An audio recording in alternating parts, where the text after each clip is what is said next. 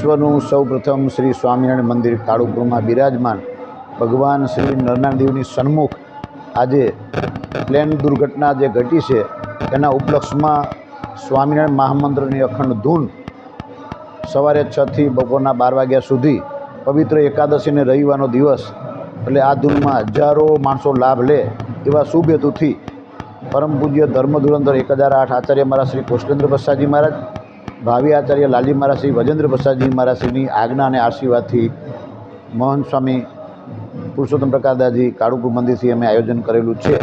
સાથે સાથે બહેનો વિભાગમાં સ્વામિનારાયણ સંપ્રદાયમાં બહેનોનું વિશેષ મહત્ત્વ છે, એટલા માટે બહેનો વિભાગ આખી બહેનોની હવેલી છે મંદિર, એ મંદિરમાં પણ બહેનોના ગુરુ અખંડ સૌભાગ્યવતી વંતા પૂજ્ય ગાદીવાળા શ્રીની આજ્ઞાથી 5 દિવસની ભાગવતનું પણ સરસ મજાનું આયોજન છે। જે હેતુ પ્લેન દુર્ઘટનામાં જે જીવાત્માઓ મૃત્યુ પામ્યા એના આત્માને પરમાત્મા શાંતિ આપે, સાથે સાથે એના સગા સંબંધીઓને સાંત્વનતા મળે એવા શુભ હેતુથી ભાગવત સપ્તાહનું આયોજન અને આ ધૂનનું આયોજન રાખેલું છે।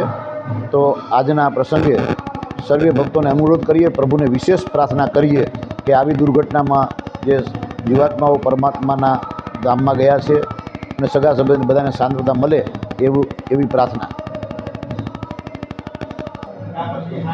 એકાદશીને રવિવાર આજનો દિવસ, આજે જેમ અખંડ ધૂન છે તેમ પ્રમાણે જે 7 દિવસની ભાગવત ચાલે છે એમાં પણ બપોરથી સાંજના 4 વાગ્યા સુધી ભાગવત ચાલે છે।